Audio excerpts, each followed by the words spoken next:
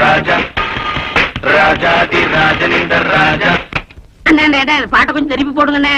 எதுக்கு பக்கிரசாமி திரும்ப திரும்ப இந்த பாட்டை கேட்டுட்டு இருக்கிற? நான் பிரேக் டான்ஸ் கத்துக்கிறேன்னே.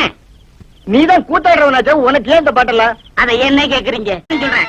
ஏப்பா உன் குருவே அப்படி சொல்ற? அந்தால எனக்கு குரு. அவன் கூத்தெல்லாம் எவனே ரசிக்கிறான். இப்ப எல்லாம் காலம் மாறி வாயா சினிமாவில சேர்ந்தலாம் சொன்னேன். பூம்பு மாடு மாதிரி தலையாடிட்டு எங்கேயும் ஊரை சுத்த போயிட்டான். வரமண்டைக்கு எவ்வளவு சொன்னாலும் ஏற மாட்டேங்குது. நீங்க உங்க கடையில எச்சு கிளாஸ் கழிந்தா கூட 4 காசு சம்பாதிச்சிருப்பேன். அந்த ஒண்ணும் தெரியாத பயில்கிட்ட வேலை சேர்ந்து என் வாழ்க்கையே வேஸ்டா போச்சு. ஒண்ணும் தெரியாத பயிலா? யாரே சொல்ற?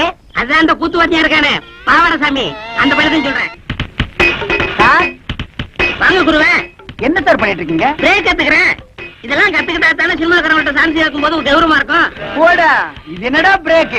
இதை விட சூப்பர் பிரேக் எல்லாம் என் கைவசம் இருக்கு. அப்படி என்ன ஏன் எனக்கு கத்து கொடுக்கல? முழு நம்பிக்கையே வந்திருக்கு. அண்ணா எனக்கு கத்து கொடுங்கண்ணே. ஆரம்பிச்சிடலாங்கய்யா? ஆமண்ணே. இப்பவே வா. ஆமண்ணே. சரி ஆரம்பிச்சிருவோம். இருங்க. நீங்க குருநாதரு முத பிரேக் கத்துக்கிறேன். இனி ஆசீர்வாதம் பண்ணுங்க. வாங்கிக்க. ஆரம்பிக்கட்டுமா? ஆரம்பிங்கண்ணே.